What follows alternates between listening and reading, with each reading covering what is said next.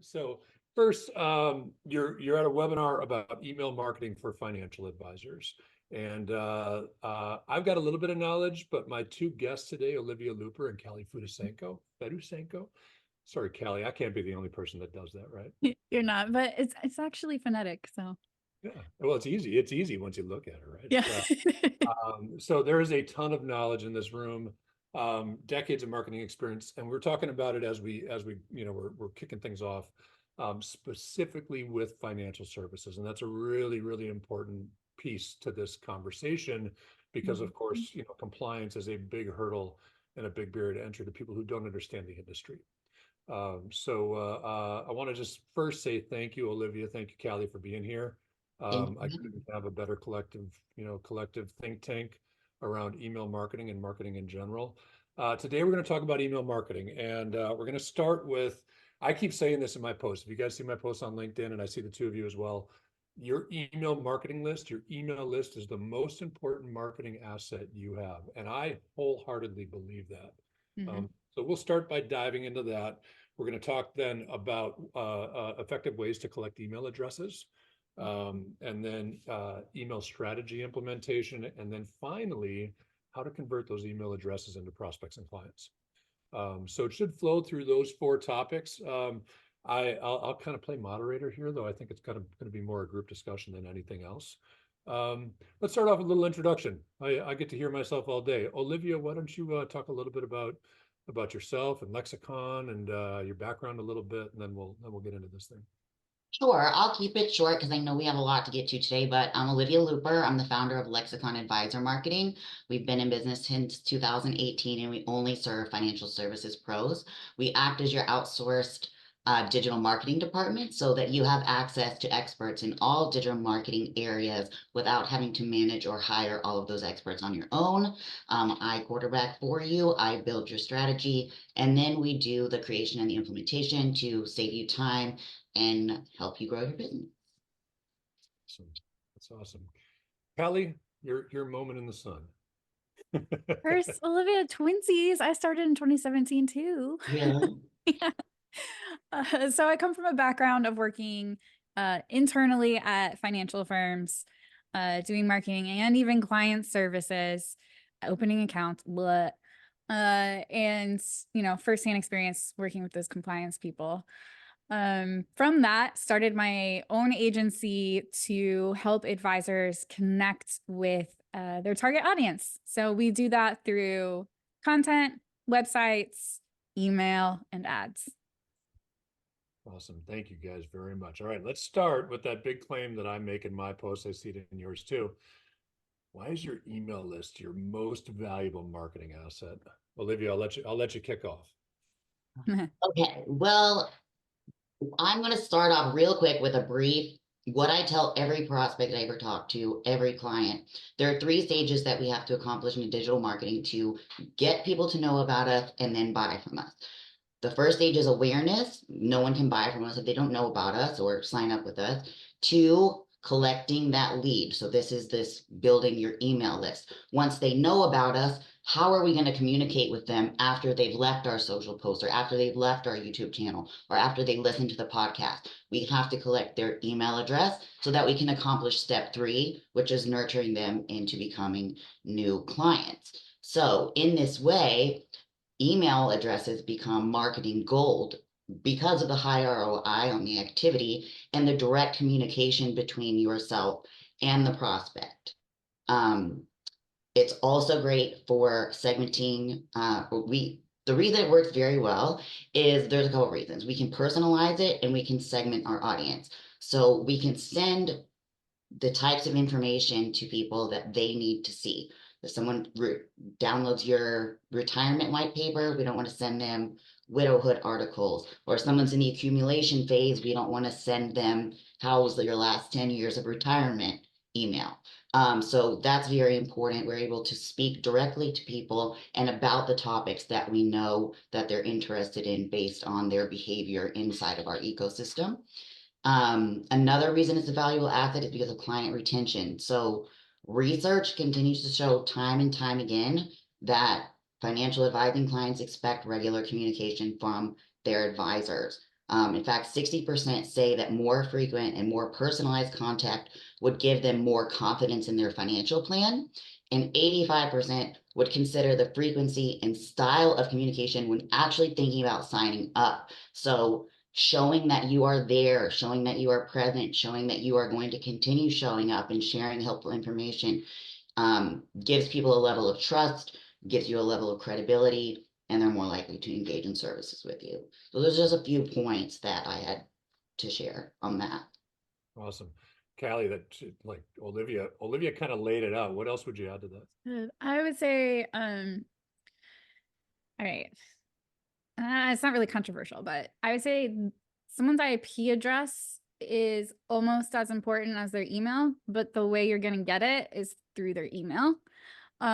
So what I mean by that is every time you're going on to a website or social media, or checking your email even, your computer is using an IP address, assuming you're not using a VPN. And with that, we can track your activity. And then using that activity, I can then retarget you in ads on Facebook, ads on LinkedIn. I can send you specific emails, just like Olivia was talking about the things that you're interested in. Now emails can change and IP addresses can change, but having both of them is really important. And the way you get it is through the email. Because I mean, how many of us actually know our IP address? I don't know.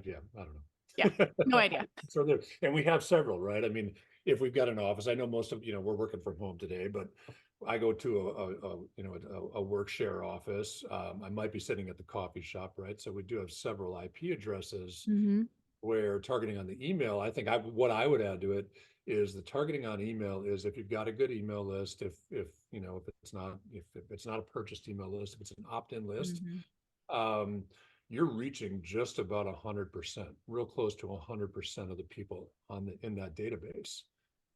We'll have a low percentage of bounces, right? And of course we'll get some unsubscribes along the way.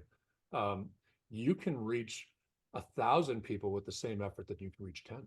And as long as you're segmented, as long as you know what your communication is and what the value that you're providing to that database is, or that segmented database. I think the other important piece of why email is superior is because you control it, you own it. Whereas on social media, building a following, I mean, I think last year, Olivia, you got blocked out of LinkedIn, right? Yeah, I did. I did get blocked out of LinkedIn, and I made a point to say, hey guys, this is the reason that you need to build an email list because your social profile is not your own. You're not in control of it. And even organic social posts, we're not in control of who sees it. That's why less than 5% of the people in your audience are seeing your post if you're only sharing organically and not active on your channel. So we get the email address, so we are in control and we can continue to stay in contact. God forbid, if we get locked out, if we get our page removed, and it might not be any error of your own. So you don't think, oh, this is above me. I never do anything wrong. I don't have automations on my page or spam bots or whatever. It really can happen to anyone. So, just be aware of that. Well, and Olivia, if I'm not mistaken, that happened because you were on a popular podcast. Yes. A bunch of activity. And so while it was all organic activity and all above board, LinkedIn didn't flagged you. Right. So if you look at my, I use a Shield app to look at my LinkedIn metrics, and you can see like thousands of % increase in the number of people who are following, making connection requests, and visiting the page. So it alerted LinkedIn that there was, some suspicious activity, and it was about 10 days before I got my account back. Tough time, right? And we all put so much effort into building out that network, putting content on there consistently for it just to disappear. That's a great point that you brought up, Callie, is just the ability to own your network instead of letting LinkedIn or, if you're on Instagram or wherever that is, really control. Very good. So this is a great segue into the conversation about social media. I'm going to keep my eye on the time because I know the three of us can probably do this for hours, but so in order to get to all 4 points, but let's talk a little bit about email. And I'll kick this one off, our email versus social media. I'll kick this off because I did a little research before, getting in preparation for today's conversation. the range of ROI for email marketing, we track this through email marketing and events, frankly, but for range of ROI that I found in research was $1 spent gets you $36 in return. Now that's very generalized. That's not financial services. That was the bottom end, $42 was the top end. And again, we track that not only through email, but also through event promotion via email. So social media, now I didn't check ads. Callie, I know you do some advertising. We're talking about retargeting here. I didn't check ads, but just social media reach. Do you know I couldn't find an ROI for content marketing on social media? Because it's so low, Charlie. Okay. Yes, and you know what Yeah. I feel like is so scary, and I say scary like seriously, is that there's such a high perceived value of posting on social media for financial advisors, Yeah. but they don't understand that if you're just building awareness, but you don't give like people a next step, you're missing out on a lot of potential business because the amount of people that will reach out from social media is so small compared to other areas like email or running them to a funnel or running ads to a funnel that they can opt into. So this is a very important I think topic. it's harder to track too. But yeah, if you're not advertising, I have a benchmark PDF, and I'll just give you one example. Facebook, on average, 0.05% of your followers are going to engage with your content. That's not even 1%. It's And it might like, just be your mom and your grandma. yeah, right. Yeah, same people over and over. Yeah, exactly. To your point. Not, and often it's a friend or family it's not for business anyway. Right. Also, I'm gonna answer half the question that came in because it relates to this. Organic would mean that you're not advertising. It's just what you've posted and somebody responds to it. Basically just means not advertised. Yeah. Right. No money. Yeah, I have noticed a drop off as we're talking about social content versus email. I've noticed a drop off in LinkedIn exposure as well, like dramatically. And the type of content, here's what is difficult for me. I'll refrain a little bit. I can put a picture up. Like honestly, this is a real life example. I think we've talked about it before, but for those people joining us, I went on a road trip in January, and I put a post up of me in front of my truck and my camper with a rock behind us in Zion, and it guys got like 3,000 views. And while it was a pretty picture and it was Zion and and maybe said a little bit about me, it had no business value. I suppose maybe it was good for my brand. I don't know, whatever. I put up like the following week a guide, which is probably 21 things every advisor should automate. We do a lot of work in marketing automation and automating processes. I got like 10% the exposure that the picture in front of the rock in Zion got. And so it's really hard to convey value in business when even LinkedIn, the business platform, is going towards a more social aspect to their content. Well, it's because no one wants to be sold to. Yeah. That's true. I mean, it's absolutely true. But I mean, on the, what do we go there to? I mean, right. What are we there for? Right. I know. Things to do, for business. Or are we there to, anyway, I'll refrain a whole lot of comment there because I've got some negative comments about it. I think that the key differentiator here is that with email marketing, like we mentioned, there's a direct and measurable ROI generally. I mean, let's say that you are now, let's say you're on an organic digital marketing plan, meaning we're not doing any ad spend. We're posting organically to social media. Maybe we have some YouTube videos.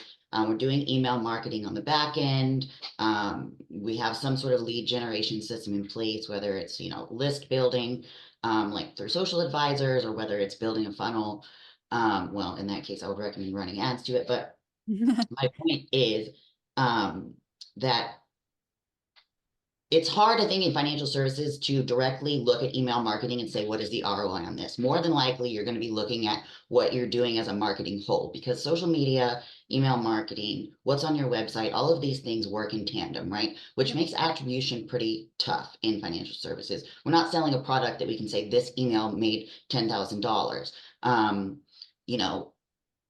In some cases, people will attribute, themselves to your email. I heard from you in email, but they could have they could have Googled you, visited your website, went to your social media page, downloaded your lead magnet, then they got in your email, and they're going to attribute it to email.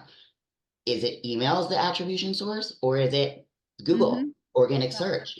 And I So think more than likely when you're looking at ROI, you're going to if you're not doing any advertising, you're probably going to be looking at, what is the ROI on this as a whole, but you will notice that within those channels, you will get a higher book rate through your email. So you'll see a disparity between, okay, here's the number of people that booked through social, booked through email, got sent through XYPN or WealthRamp or something like that.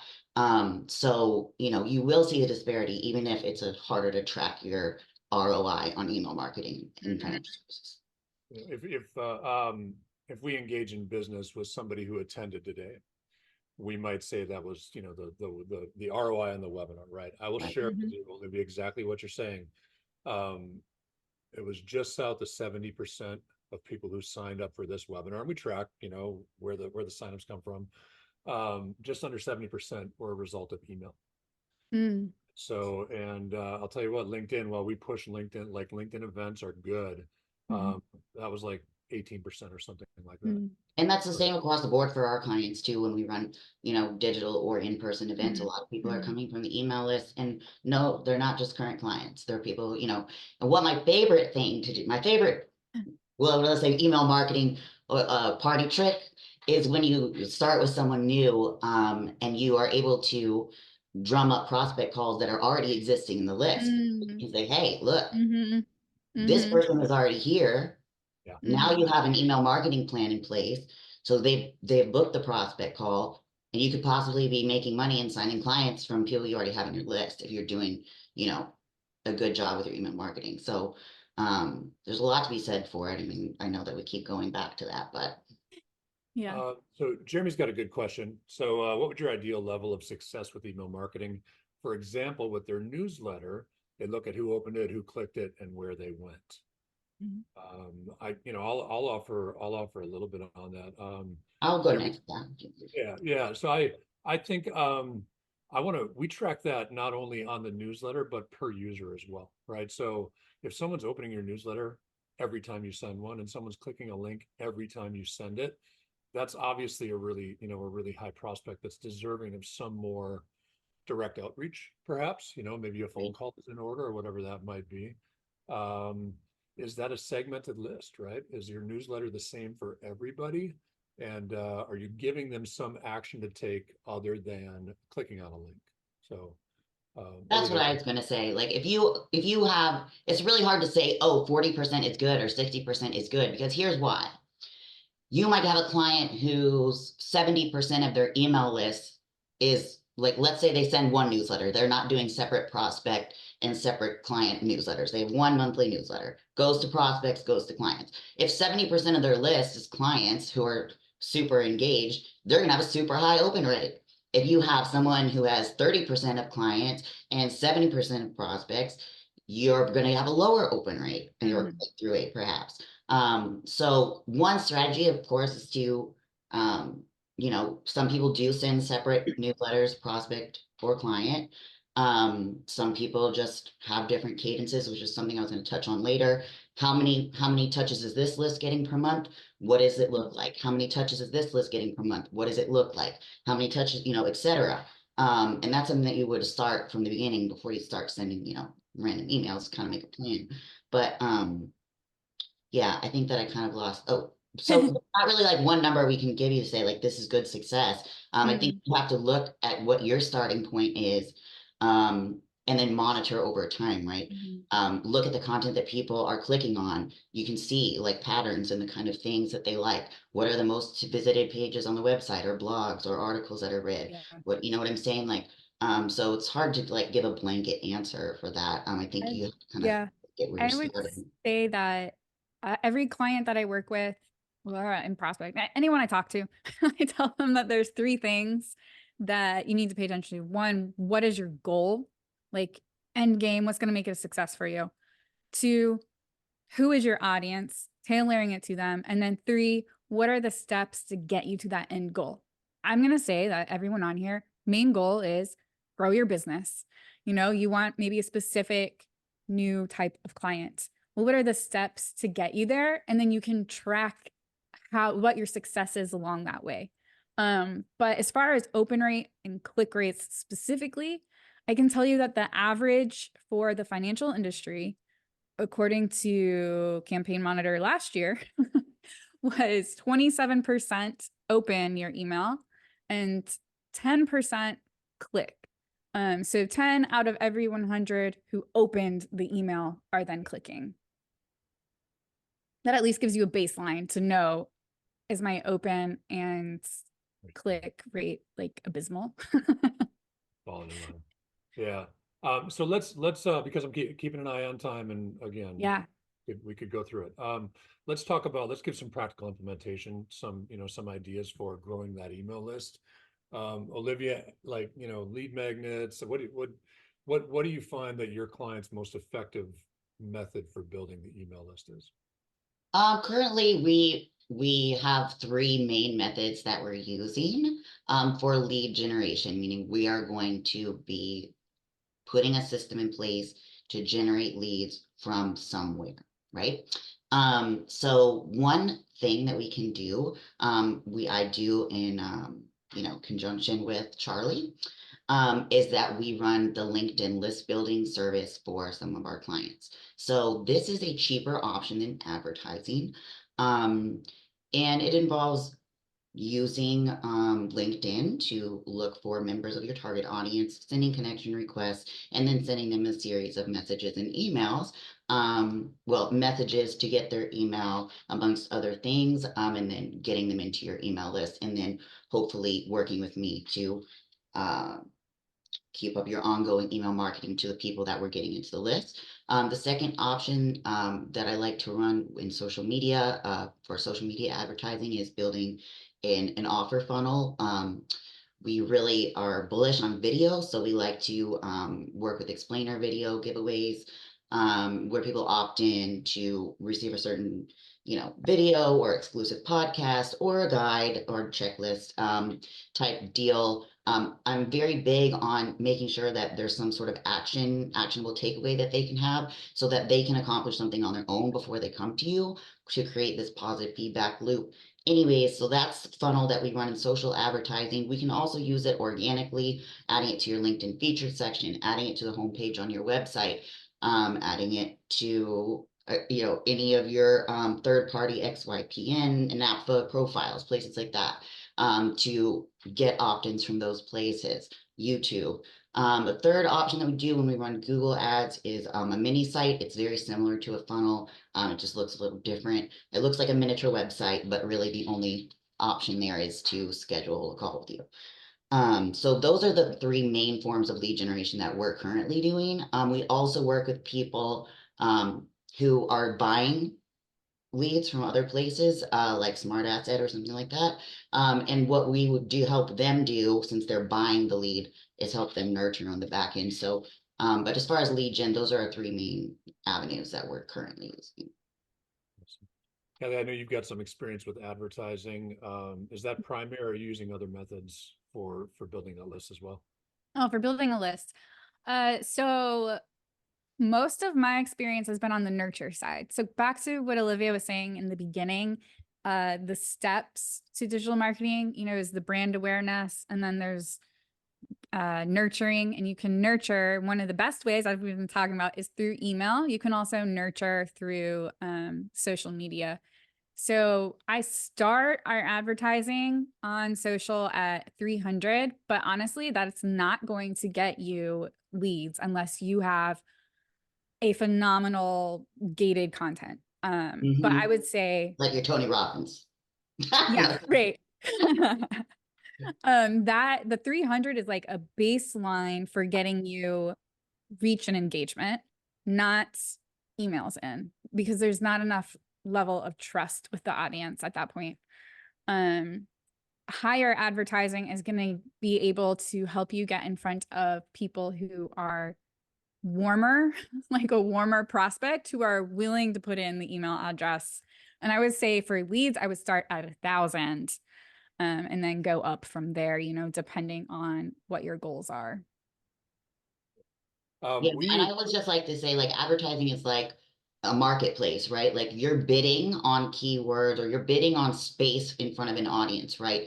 And Mhm. so if you're going after high net worth physicians who live in this area and play golf and have three children and a black dog, then there's other people vying for that audience. So whoever is paying more to get in front of that audience is going to. So when you go to look at advertising, it's kind of important too to look at what the marketplace is doing and see where you fit in. Because if the market Mhm. is $100 to $250 a day and we're only spending $50 a day, it's what Callie is saying, that it can work for brand awareness, but not necessarily lead gen. So that's, just work with your marketing professional to see what lead collection system you're going to put in place, and actually work with your marketing professional and ask them, how are we going to accomplish all three? How are we building awareness? How are we collecting leads? How are we converting leads to clients? Because that's all, I mean, you need to account, if you have accounted for all of those things and your system is tight, you should be growing your business.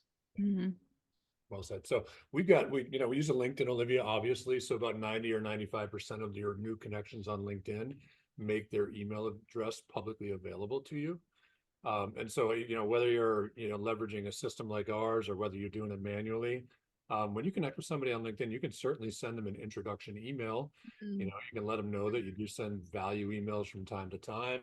By no means are you filling up their inbox, and give them the option to opt out of those as well. But you're above board with GDPR, just saying, hello, this is who I am via email, as opposed to that DM box on LinkedIn, which frankly often gets ignored. So pulling those email addresses in is important there.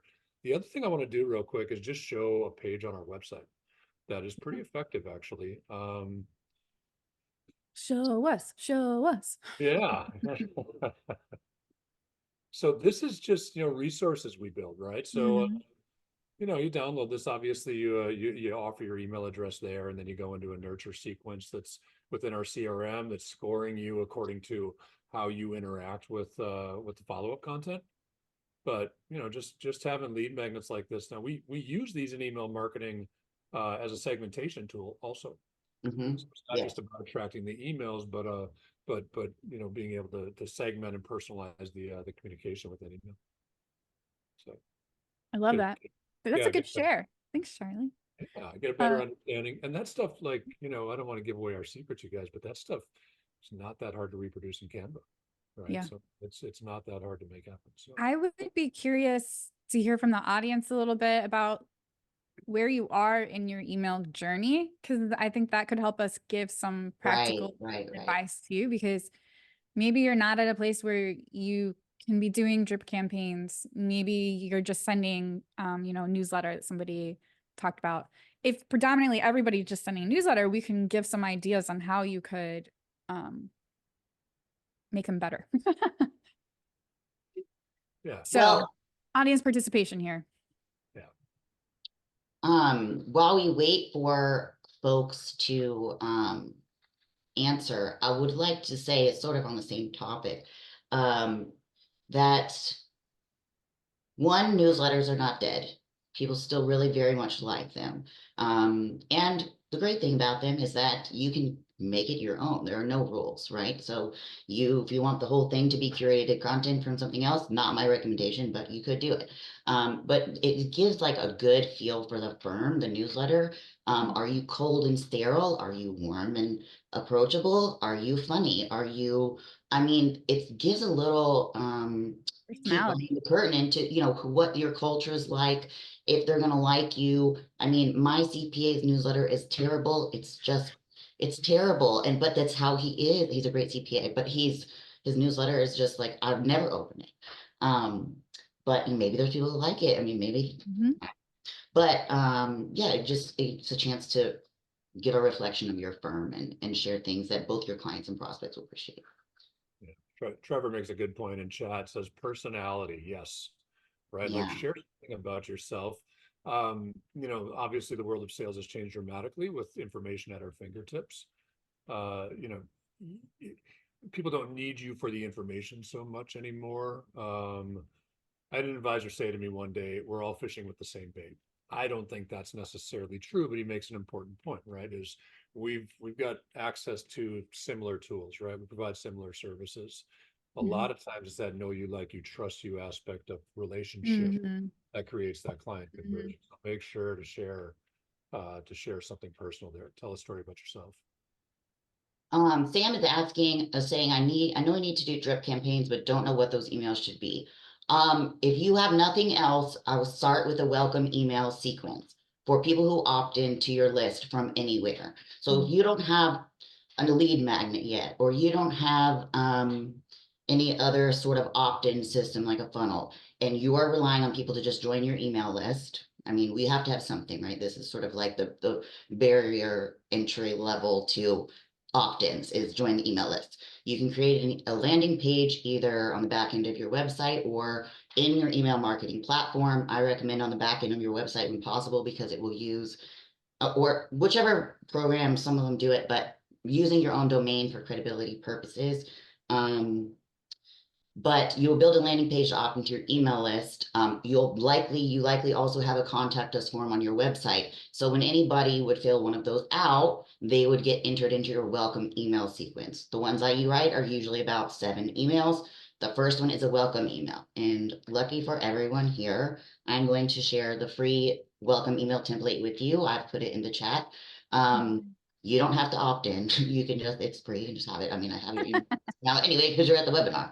But yeah, so my emails are usually 7 welcome email. And the final email is, hey, are you ready to chat? Let's meet, schedule a call. The in between can be a number of things, sharing more of your assets or resources, going over your process a little bit, sharing client success stories. If you collect testimonials, it's a great place to share testimonials. Anyways, there's a lot there, but if there's anything if you want to get started with email marketing, I recommend writing a welcome email sequence. That's step 1. I also would say, oh, Charlie, I think you were muted for a second. I would also say that we tell our clients to do 70-30, 70% educational, 30% personal. Like people want to know the human behind the financial advice. Otherwise they'd be hiring robo advisor. Right. Yeah, that's a very important point. I see, was it David was asking, so a tip here, David. David's got a newsletter open rates of 60 to 75%. That's awesome. To Saw that. schedule a call, but it's not really converting. So it's doing from the front end analytics, it's awesome. But there's no conversion whatsoever. David, I'll tell you what, we do we do a lot of event marketing for our advisor clients, right? So all that I think the email process in large part is a nurturing process. We talked about it already with nurturing with email, nurturing with social media. We find that when you do a webinar or even an in-person event, those people that are committing their time to your webinar, they're ready for a deeper conversation, right? So we actually leverage email more to get webinar attendees than we do to convert into a specific one-on-one appointment. That webinar then is the conversion tool that schedules appointments. So I hope that's helpful, David. You can obviously drop me a line directly if Just said thanks, Charlie. Great tip. you got it. You got it. Can I just say, Steve and I do this every day, and I relate so much to your comment of being overwhelmed by the steps, technology, and process. Like, it's a lot. So it's a lot to tackle. Yeah. He's asking about technology, and we were actually chatting a little bit before this started. Each of us are on a different CRM. I personally am on Active Campaign, but I have had a couple, as Olivia was saying, each platform's quirky, and I'm a little irritated with some of the quirks of Active Campaign, but I do still really love it, and that's what I use with clients as well. Charlie and Olivia, what are you guys using? Maybe Mark, or not Mark, who was it? Steven can, look into what we're using first when he's starting out his search. First thing I would say is, Stephen, if you're with an IBD, make sure obviously make sure you're talking to compliance. If you're RIA, that makes things a little bit different. We use a platform called Go High Level, and actually, full disclosure, a reseller of that platform as well. It's easy to use. Unlike other platforms, it doesn't charge you as your email list grows. But of course, they find ways to, kind of charge you ancillary costs for verifying emails and things along those lines. So they get their money. But I like it. We can build landing pages there, all of your email automations, your one-off emails, your newsletters. You can use it as a CRM for prospecting. It's got a visual pipeline, so it's a pretty cool platform. Go high level if you want more information on it. You'll get an email follow-up from this. So certainly Mhm. respond to that and can tell you more about that. Olivia, you were talking about Keep earlier. Oh yeah, so my recommendation for technology is based on um how robust your digital marketing plan is. So A if good you're point. someone who wants to build a proper funnel, I'm going to have to put you on something that is more robust and therefore more expensive. If you're just regular running straight drip campaigns like from a lead magnet, but we don't have multiple landing pages or something like that, or if we're just, we can get away with doing like a MailChimp or a constant contact. And like Callie was saying, we were talking about earlier, there are going to be drawbacks to each platform. Like, for example, MailChimp took away, well, I'm not going to, it will confuse you, I think, but MailChimp took away some capabilities that they used to have, which are making downloads from the website, Mm. having to do workarounds. So it's really, again, I would talk to somebody who's in marketing and tell them about your situation and see, what is the size of your database? What are you sending out currently? What are your plans for the next 6 to 12 months in terms of digital marketing? And then that can kind of tell you where you need to go. But yeah, we Kelly, get clients on Keep, Active Campaign, HubSpot. yeah. Those are the main ones. I want to address John Peters' question here because I want to hear y'all's feedback as well. And yes, I said y'all because I'm in Nashville. He was asking for the newsletter, what frequency, weekly, monthly, other, and what size of newsletter? How much content is too much? How much is too little? And I specifically want to focus on the how much is too much and how much is too little, because I've been told every email should just have one topic. But specifically for my newsletter, I found more topics is better. So I'd love to hear from Charlie and Olivia what you have found. Do you have any firsthand experience and what you suggest? So first, as far as frequency, we usually will recommend twice a month. Now, a newsletter is typically a once a month thing, but maybe Yeah. you've got another piece of communication, something you're celebrating, whatever it might be. When you do that, watch your unsubscribes, right? Because if you're actively building your email database on the front end, we don't want to be turning people away with the type of communication or too much communication. So if Mm-hmm. your unsubscribe stays steady, you might even go to once a week. So now at Social Advisors, we do once a week. Our clients are typically doing twice a month, but in once a week, Callie, we go the opposite route. I'm Mm-hmm. talking about one topic once a week. Mm-hmm. And that's Sometimes, what that's what yeah, I've heard from a lot of people. yeah, Um, that's our case. our Sometimes it's marketing something like this. right. Yeah. Our clients, we do an intro, one main piece of content, and then two supplemental for their newsletters. And that seems to work pretty well. And I use a similar formula for my own. But definitely I did less topics for mine, and I noticed I did not get as many clicks. Interesting. But that is why the data is so important for you and your brand and firm. You need to be tracking that, because What do people what's like that working you're for doing? Charlie, it might not work for me, and what works for me might not work for Charlie. Olivia, what about you in newsletters? So when we start out with a new client, we kind of look at if they've been sending newsletter, what they have been doing, and look at the data. What do Yeah. people already like? And I ask them, what do you like or dislike about your newsletter? And if they are indifferent or have never done a newsletter, then we start with a pretty basic, like short intro, something, personable, relatable. We share any recent content that we made, whether it's new videos or blogs. I like to do an around the firm section where we can share any awards, any personal development. Some of my clients are open to like sharing family photos. So, summer vacation photos or, and that's personal choice. It's totally up to you. I will say that clients especially love that kind of stuff, like the personal stuff, because they like to see what you're up to when you're not doing, your twice a year meeting or whatever. And it makes them feel like involved, and on the note of involved, sometimes we'll run contests. Like I know one time we did one of my New Hampshire clients, we did, I don't know, I think it was the spring, a photo contest where they could submit photos, and the next month we put all the photos in, and then the month after that we said who was the winner, and then we featured them in our banner art for that next newsletter. So, just different ways to engage with your audience. And it's going to be very specific to who you are, because an asset manager who serves mostly engineers, their clients don't give a crap about a photo contest. They don't, you know what I mean? Like they're just like not focused on that at all. So you just Yeah. have to know your audience and kind of like come up with some creative ideas and test. Does this work? Does this not? Does my audience like it when I have this or the, Right. look at your click map, see where people are going.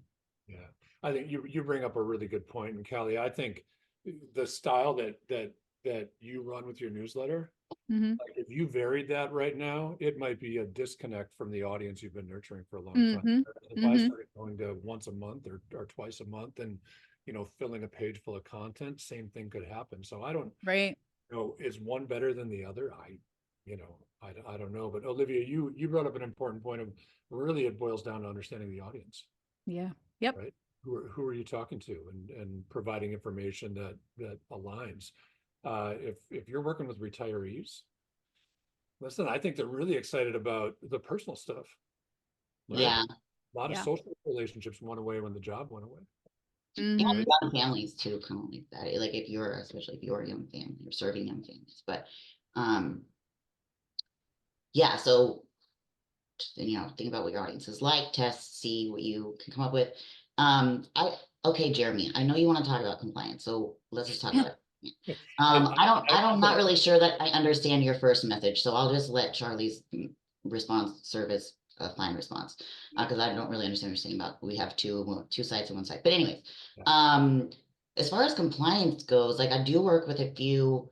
Well, let me just preface this by saying I mostly only work with independent RIAs. Very few, like 20% maybe or fewer are like with a BD. So, and not a big one like Edward Jones. It's like, you know, just like our small business guys. And so I think the most like LPL requires that they use constant contact.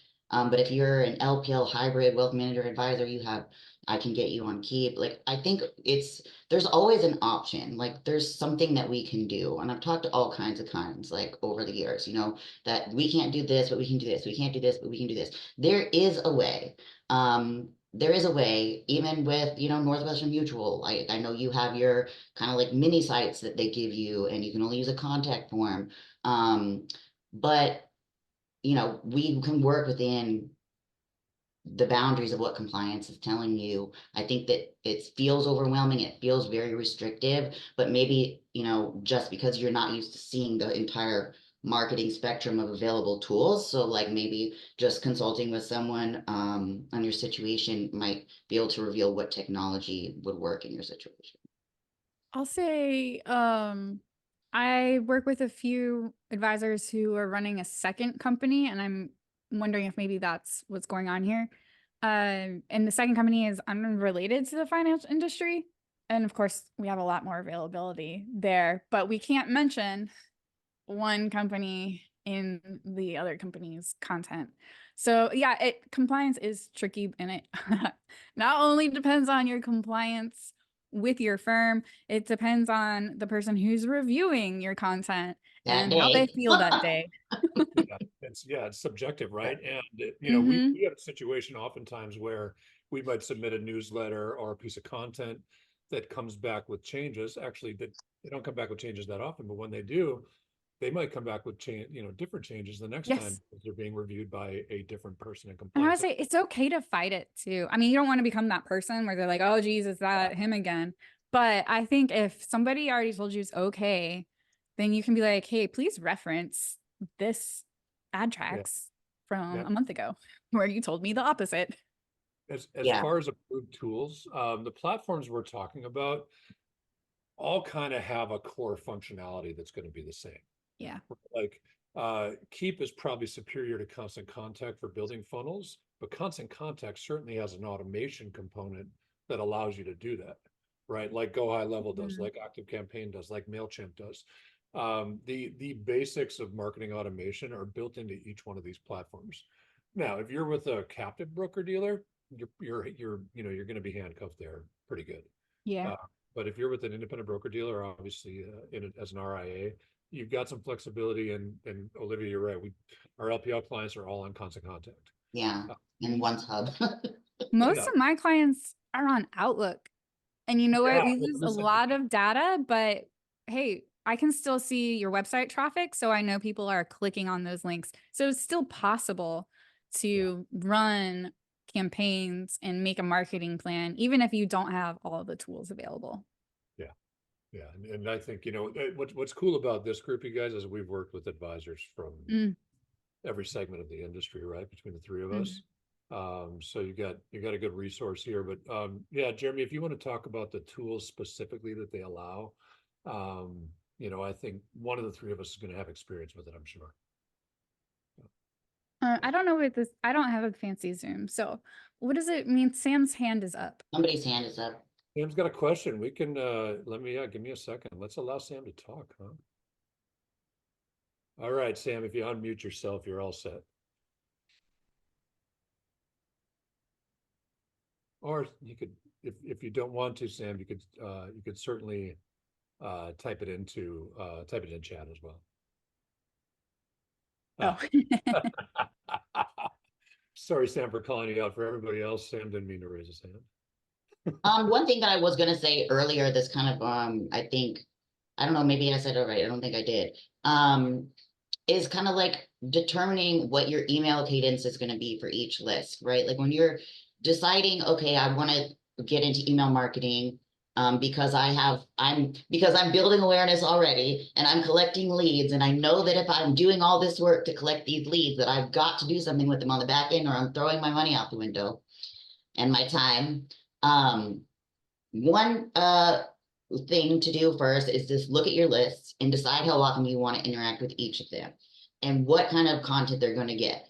Put out a monthly, get out free printable monthly calendar, write it with a pencil or do whatever you do in the internet, make a board or something. But decide how often you're going to talk to clients, what you're going to send them, how often you're going to talk to prospects, what you're going to send them. As a general rule of thumb, the clients on the most popular package that we have are sending at least 4 emails a month. Generally, it looks like newsletter goes to everyone, week 1. Week 2, maybe we're sending out one of their new blogs or one of their new videos to everyone. Week 3, maybe we're sending a sales email, but of course, this is only going to go to prospects. We're not going to send sales emails to clients. And then maybe week 4, it's another piece of new content or a special announcement that goes to everyone. So my rule of thumb is that prospects should be touched at least once a week. Some people do more. Not all of those touches, of course, should be sales emails. Like Callie was saying, you want a good blend of added value, educational resources, and then asking at a lower rate for book the call. People need an opportunity to sign up with you. You have to give them opportunities over and over and over and over again. That's why targeted ads work. That's why email marketing works, because life is busy. People get hurried. Maybe they've been thinking about doing X, Y, and Z for 6 months. They want to buy a huge life insurance policy or something, but they just haven't done it. But you know what? One day they're going to open your email and they're going to say, you know what? I really just have to do this now. Let me schedule this call. Whatever, you got $100,000 commission or whatever the hell you guys make. I don't know. So all I'm saying is that if you don't give people the opportunity to buy, they're not going to more often than not, unless they have a super, super big problem that has to get solved right now. So that's another thing. Whenever you're emailing people, you got to understand there's going to be people in 3 buckets. Well, maybe 4. They want to buy right now. I have a problem and need it fixed. I need someone to help me fix this problem. I know this problem is on the second person is I know this problem is on the horizon. It's something that I care about. I will have to deal with this eventually. The third person, it's far off in the future. So you want content that's going to speak to each of those kind of three stages, and always give people an opportunity to move to a further stage. So maybe we get someone out of bucket 3 and into bucket 2, and out of bucket 2 and into bucket 1, where people are actually booking the calls. And that's what we're doing with our email. That's what we're doing with our retargeting. Always give people an opportunity to buy. So figure out how many emails you want to send to each list, make a content calendar, work with your professional to get that done, or, internally if you're solo and kind of bootstrapping it right now. And that'll give you a lot of confidence in your ability to go forward with email marketing. Love that.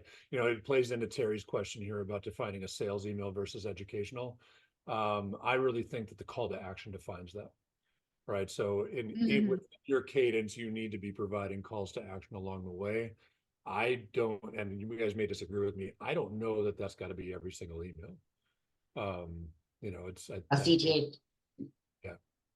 Well, a call to action to book a call. That's Yeah. that's what No, I mean, sometimes you can do direct response, and that can be very valuable too. So one thing that we'll do with advisors who want to start an email marketing cadence, but haven't been using their list, and they're like, my list is going to freak out because I'm going to start sending them emails every week. And I'm going to say, yeah, you're right. That is probably true. So what we would do is run like 4 or 5 email re-engagement campaign, letting people know, hey, it's so-and-so, you may have gotten on my list by these means. This is who we are. This is what you can expect from us in the future. We'll be sharing some helpful resources, info about upcoming events, things like that, to let them know, hey, we're going to be sending emails now, and you're on the list. You can subscribe, unsubscribe at any time, but if you like to stay and be a part of our network and community, this is what you can expect.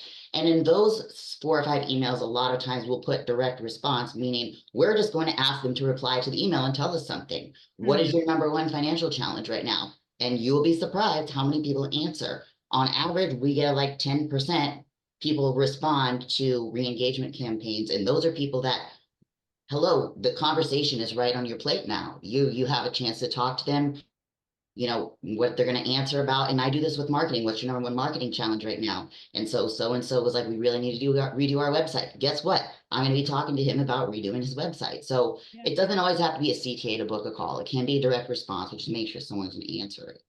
I know we're down to like 6 minutes now, and something I like to talk about that we haven't yet is email subject line. Because I went to a FinCon conference recently, and I went to this YouTube session. Look at the word there. And something he said, and I think it relates to email too, is 75% of your time should be spent on getting the click. 25% of your time should be spent on winning the click. Like, okay, you've gotten it, and now you've got to show them, hey, this is what you're getting. It was worth your click. Yeah. But the email subject is vital to getting people to open the email in the first place. Right. Yeah. That's key, right? Because if we can't open the email, we're not going to get to what we want them to do next. What's the next step? They're not going to get to it.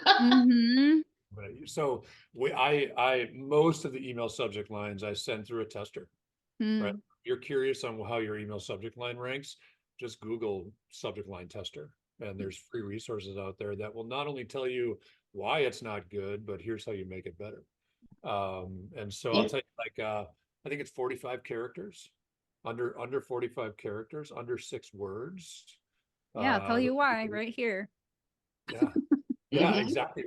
Right. Yeah. There's 25 or 30 words you'd want to consider getting into your email subject line that's going to trigger a higher open rate on it. So an email tester line, just testing those email subject lines. And there's people out there that specialize in email subject lines.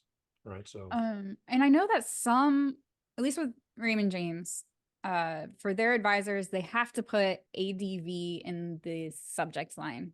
Okay. I'm not sure if other people have to do that too, and I also actually at this moment can't remember if you can put it at the end of your email subject, but that would be ideal if compliance will let you do that. Yeah. I think equally as important is like the preview. Most email has preview now. So you've got maybe 15 or 20 words of preview that you can. Kelly, I want to ask you one more question as we're running out of time here. We Yeah, still got you're right. questions coming in. But I want to ask you one more question. You know, Olivia gave some great tips on conversion. If you've got a single tip on conversion that is helpful for our audience before they go, because that's kind of something that we talk a lot about the importance, how to build it. What's the best way to convert people off of email? Well, it's going to go back to those three things. What's your goal and what are the steps to get you there? So the conversion is really going to depend on what I'm trying to convert them to. Do I want a call? Do I want an email? Do I just want engagement? Yeah. I would say that 100% of my clients have their clients come in and mention the newsletter. And I consider that a huge win because not only does that mean the content's resonating with them, they're remembering it, and the likelihood of them sharing it with somebody else is going to be super high. So it's hard for me to give a direct answer on conversion because it's really dependent on what you're trying to achieve. Yeah, we've talked about events already. Yeah. We use those resources on the website, and we do that for advisors as well. So those are good for email.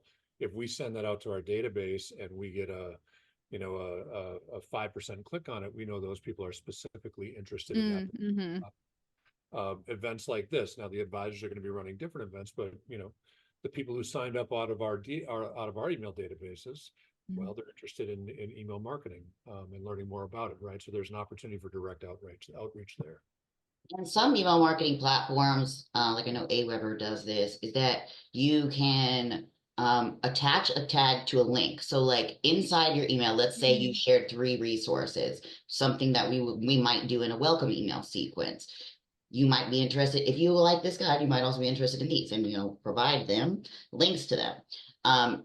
Inside of your email marketing platform, some of them you can set it up where if Johnny clicks link 2, he'll be tagged as whatever you name the tag. So you would put whatever the topic is, right? Like real estate investing or whatever it is that it was about. And then you would know Johnny and the 40 other people on this tag clicked on real estate investing. And then you can specifically send them content on that and keep them engaged, right? Because if we know they're interested in email marketing and we send them in emails about emails, they're likely to open our email.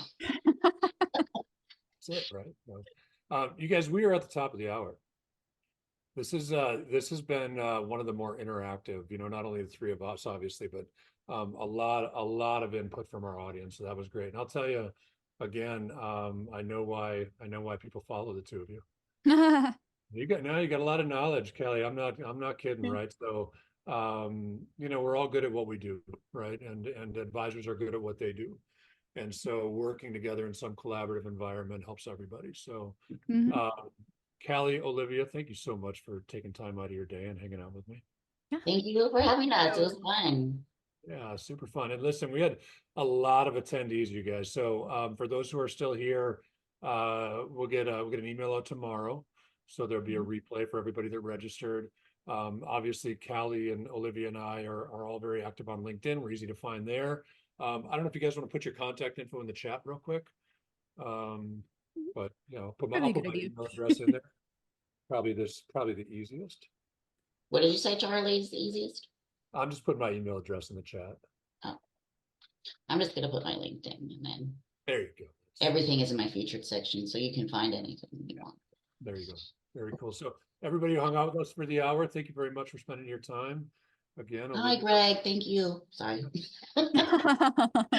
But I appreciate you guys. Anybody with questions, reach out. Like, we're helpful people, not just people growing businesses, but we're here to help as well. So, all right. Thank you guys. Thank you. Take care. Thanks. Bye.